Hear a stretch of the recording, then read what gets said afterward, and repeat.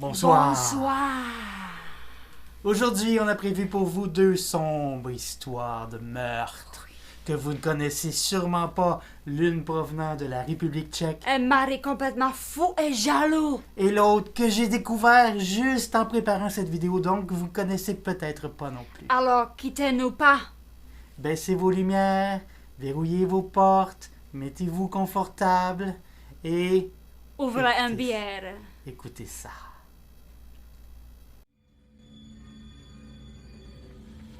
Tu le sais de l'horreur, des bons films, des navets, des films cultes, des top 10, des complots, des légendes, des rumeurs, des niaiseries, t'aimes ça, t'en veux plus, toujours plus, ben de gros, check, ben ça! Check, ben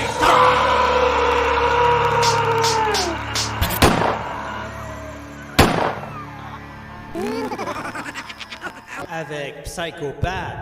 Et Gripsou.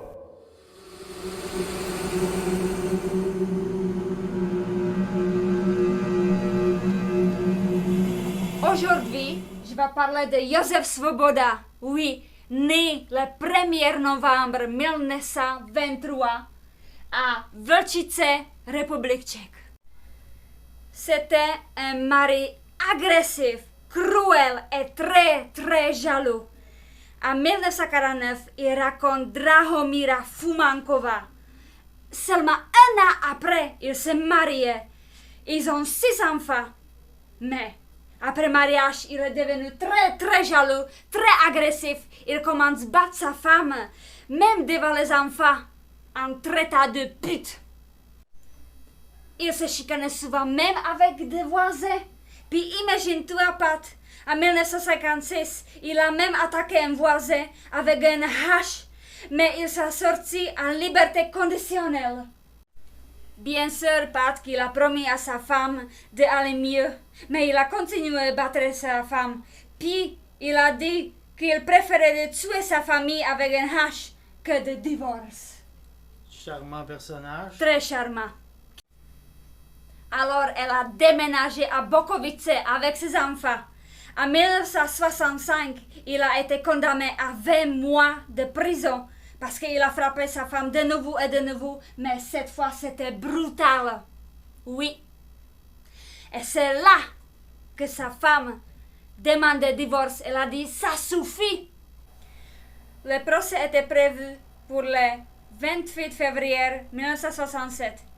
Évidemment, sa femme, elle avait tellement peur qu'elle a décidé de déménager avec ses 2 filles et le fils plus jeune temporairement chez ses parents à Vlčice Dolní-Ves.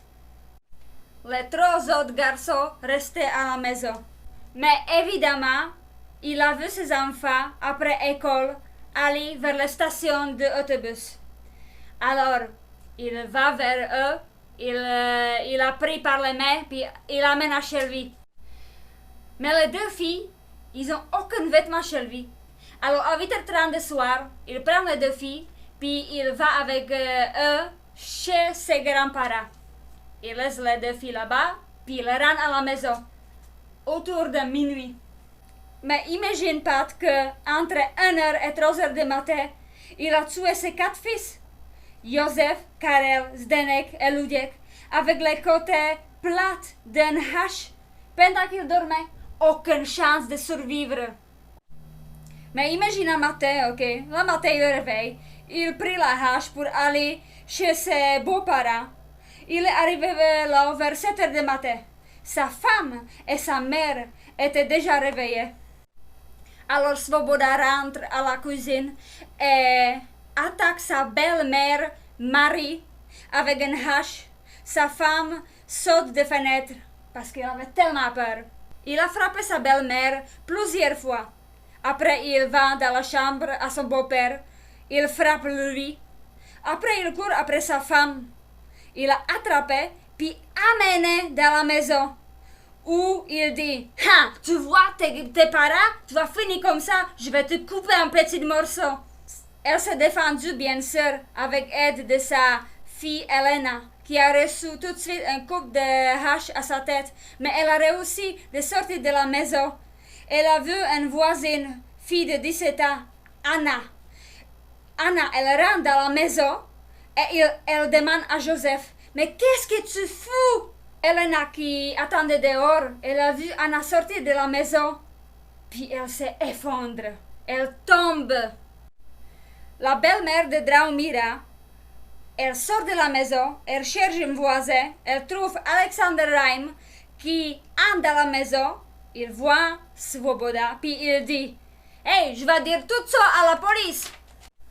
Lui, complètement en panique, il se rend à la grange pour se suicider, mais imaginez-vous, la corde, elle se brise. Oui. Alors, Svoboda a quitté la maison, jeté la hache dans les ruisseaux et il va à la carrière de Hoodberg où il saute de le plus haut vers 9h15 du matin. Mort sur place, tout de suite, bang! Les ambulances, bien sûr, ont transporté tout le monde qui sont blessés à l'hôpital. Le beau-père est décédé 2 jours après, la plus jeune fille 4 jours après et Anna 5 jours après. Les 3 autres, sa femme, Elena, sa fille, et belle-mère, Marie, ont survécu. C'était mon histoire, j'espère que vous appréciez. J'ai hâte d'attendre tienne. Mais c'était très intéressant, je ne connaissais pas du tout, évidemment. Merci.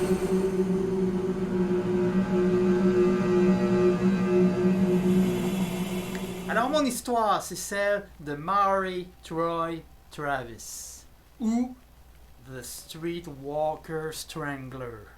En Ben français, voyons donc, c'est cool comme nom. l'étrangleur de prostituées. En avril 2001, dans le comté de Saint-Louis, au Missouri, aux États-Unis, le corps d'une jeune femme est retrouvé dans un terrain vague sur le bord de l'autoroute. La police découvrira plus tard qu'il s'agit de Alicia Greenway, 33 ans.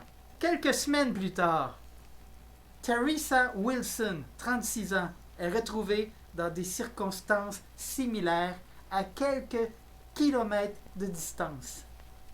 Par la suite, les corps de 5 autres femmes sont retrouvés. Étant donné l'évidence d'un même mode opératoire, la police a tout de suite compris qu'elle avait affaire à un seul et même individu, qui avait choisi de s'en prendre aux travailleuses du sexe et aux femmes toxicomanes du comté de Saint-Louis. Malheureusement, en dehors de son modus operandi et des marques de pneus provenant de 2 véhicules différents et aussi une marque sur la jambe de l'une des victimes, la police n'avait aucun véritable indice susceptible de lui permettre de retrouver le tueur. Même l'analyse des traces d'ADN retrouvées sur certaines des victimes n'ont rien donné. Ah bon? La série de meurtres semble avoir cessé. Des mois s'écoulent sans découverte de nouvelles victimes. Mais en janvier 2002, le squelette d'une autre femme est retrouvé, environ au même endroit que toutes les autres victimes. Puis, 2 autres squelettes dans les mois suivants. Là, on est en avril 2002. Ça fait 1 an qu'il y a un tueur en liberté. Et la police n'est pas plus avancée qu'elle ne l'était au début. Alors, la police du Missouri et celle de l'Illinois ont fait équipe avec le FBI pour tenter de résoudre une fois pour toutes cette affaire. Mais la triste vérité est que ce n'étaient que des prostituées toxicomanes. La police et même le public en avaient pas grand-chose à faire. C'est la triste vérité. Parce qu'elle est débordée, parce qu'il y a beaucoup d'autres affaires à traiter. Donc, c'est pas leur priorité. Alors, c'est cette injustice qui a poussé le journaliste Bill Smith de faire un reportage sur l'une des victimes en la dépeignant comme un être humain à part entière, pour tenter de sensibiliser le public sur l'affaire et peut-être aider à résoudre enfin l'enquête. Le journal local a alors rendu public le profil de Teresa Wilson, la 2e victime à avoir été retrouvée. 2 jours seulement après que l'article a été publié, Bill reçoit ce qu'il a décrit par la suite comme étant une enveloppe à l'allure bizarre. Le timbre sur l'enveloppe était collé à l'envers. Hein? L'adresse de retour était le nom d'un site porno sadomasochiste, Ben voyons ou donc. bondage en anglais. Mais le plus bizarre, c'était le contenu de cette enveloppe. Une lettre tapée en rouge qui disait « Cher Bill, intéressant article sur Teresa Wilson.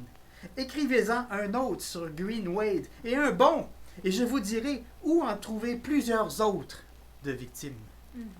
Pour prouver que je ne suis pas un simulateur, voici les instructions pour retrouver la numéro 17. » Et avec la lettre, dans l'enveloppe se trouvait une carte, Une carte bancaire? une map, provenant d'un site web et imprimé, sur laquelle avait été tracé un X, tout près de l'autoroute 67. Alors Bill Smith, le journaliste, s'est empressé de donner la lettre et la carte à la police, qui a d'abord pensé, évidemment, qu'il s'agissait probablement d'un canular. Hein? Ce qui arrive souvent à la suite de la publication d'un article de ce genre. Mais quand ils se sont rendus à l'endroit indiqué sur la map, ils ont retrouvé les restes d'une autre victime. Non seulement la police était forcée de conclure qu'il s'agissait bien du Streetwalker Strangler, mais elle a aussi compris qu'il devait y avoir plusieurs autres victimes à découvrir. Comme la carte semblait avoir été imprimée à partir d'un ordinateur domestique, la police a décidé de se concentrer sur ce détail précis. Et elle a découvert que la carte provenait d'un site web de voyage ultra connu nommé Expedia.com.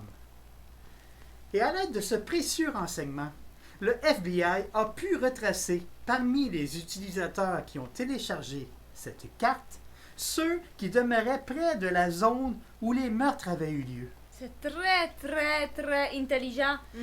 Dans l'intervalle des 2 jours entre lesquels l'article a été publié et le moment où le journaliste a reçu la lettre. À partir de là, ils ont retracé un certain Maury Travis vivant à Ferguson, une banlieue de Saint-Louis. Maury Troy Travis était un homme de race noire, âgé de 36 ans, qui travaillait en tant que serveur dans un hôtel et avait déjà fait de la prison pour avoir cambriolé une maison. Ah. L'adresse que les policiers ont retrouvée correspondait à la résidence de sa mère. Mais, en 2002, seul Travis y vivait. Alors, le 7 juin 2002, à 7 heures du matin, la police de Saint-Louis s'est rendue chez lui pour procéder à son arrestation. Travis et sa petite amie ont répondu. À la seconde où Travis a vu les policiers, il a su la raison de leur présence. Bien sûr. La police, qui était munie d'un mandat de perquisition, a procédé tout de suite à la fouille de la maison. Mais personne parmi les policiers n'était prêt à ce qu'ils allaient découvrir dans cette maison. Alors, d'abord, la police a confirmé que la lettre envoyée au journaliste ainsi que la carte imprimée provenaient bien de son ordinateur personnel. Et dans la même pièce où se trouvait l'ordinateur se trouvait également un taser, de la corde, du duct tape, plusieurs vêtements féminins, mais surtout plusieurs cassettes vidéo VHS. Une collection de cassettes. Et sur chacune de ces cassettes étaient enregistrées des performances sexuelles avec toujours une compagne différente. Et attention, plusieurs de ces scènes érotiques mettaient en scène de la torture et même au moins une mort. Sur l'un des enregistrements, Travis identifie lui-même la victime comme étant sa toute première. First kill number 1. This is first kill number 1. First kill was 19 years old. Name, I don't know. Stop what? You gonna keep me out? Please, man. I serve you. You sorry? Yes, You sorry about what? everything. Jumping in the car with him off you don't know? Huh? Yes. You sorry? Yeah. You want to say something to your kids? Mama, sorry. Who raising your kids? Me and my mom and dad. You ain't raising shit. You on her in your back smoking crack. Toutes les scènes de torture ont été filmées dans le sous-sol de la maison de sa mère. Et c'est en visitant ce sous-sol que les policiers ont découvert la chambre de torture personnelle de M. Travis. Oh là là. Il y avait des traces de sang sur le tapis, sur les murs, jusqu'au plafond. Il y avait plusieurs couches de sang intercalées sur plusieurs couches de peinture. Comprends-tu? Bien entendu, sa petite amie, là, de longue date, ça fait longtemps qu'elle était avec lui. Elle avait aucune idée du hobby de son amoureux. Oh, B! Elle n'avait jamais visité le sous-sol. Bizarre, hein? Probablement qu'il lui interdisait. Devant la maison étaient garées 2 voitures, dont les marques de pneus correspondaient bien aux traces de pneus retrouvées sur les lieux où le corps des victimes avait été trouvé. Et plusieurs traces d'ADN retrouvées dans ce sous-sol reliaient Travis au meurtre. Il n'y avait donc aucun doute possible. Travis était bien le Street Walker Strangler. Il a clairement dit aux policiers que c'était hors de question qu'il retourne en cellule. Il a dit « Vous avez assez de preuves contre moi pour m'expédier à la chaise électrique. Moi, je ne retourne pas en prison. » Le message était clair. Alors, ils ont placé Travis sous ce qu'on appelle le Suicide Watch. C'est-à-dire, c'est une surveillance particulière qui est destinée à s'assurer qu'un prisonnier ne va pas choisir la solution facile, c'est-à-dire de se suicider. Mais, là, inexplicablement, le garde qui devait procéder à une vérification sur Travis à toutes les 15 minutes a skippé 2 checks, l'un après l'autre. Personne ne sait pourquoi. Quand ils ont finalement retrouvé Travis, il était mort, bien sûr. Il se serait suicidé dans sa douche. Il a trouvé moyen, Travis a trouvé moyen de se boucher les narines, se boucher la bouche, de s'enfermer la tête dans un sac plastique. Il a trouvé le moyen de ligoter ses mains derrière son dos. Tout ça avant de se pendre à un tuyau de la douche. Expliquez-moi comment c'est possible. Si c'est pas Freddy Krueger, je sais pas. Tout ça, en plus du gardien qui fait pas sa job. Vous savez ce que ça me rappelle? Ça me rappelle Epstein. La même chose. Est-ce We want him dead. Est-ce qu'il y a un complot? Qu'est-ce qu'on en sait? Tout est possible. On sait nada. Imaginons qu'il faisait partie d'un réseau plus vaste, OK? Qui partageait ses exploits en ligne, justement dans le site de sadomasochiste. Ça c'est payant. Hein? Imaginons que quelqu'un avait intérêt à ce qu'il ne parle pas. Tout est possible. Tout est possible. On ne sait jamais. Mais toujours est-il que nos 2 histoires finissent à peu près pareil. Ce sont 2 salauds qui ont trouvé le moyen de échapper à la justice. Parce qu'elles sont tout à fait momones. Ce sont les 2 histoires que nous avions envie de partager avec vous, Oui, histoire oui. de vous faire frissonner un peu. Alors dites-nous si vous avez apprécié. Si vous aimez ça, dites-nous. On va continuer.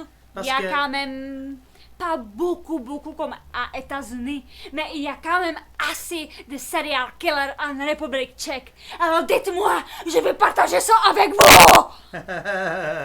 Calme-moi. Alors nous autres, on va vous laisser parce qu'on a d'autres choses à faire. Il y a Ben, il fait chaud, ça pue. du vous boulot qui comprenez? nous attend Il faut faire... au sous-sol. Oui, je peux pas donner trop de détails quand même. Je donnais pas trop de détails, je joue le violoncello. On rénove notre sous-sol, C'est ça. puis notre baignoire. Qui pue. Alors nous autres, on vous dit à très bientôt. À Hein? très bientôt. Thumbs up, subscribe, comments et tout ça. Si ça vous chante.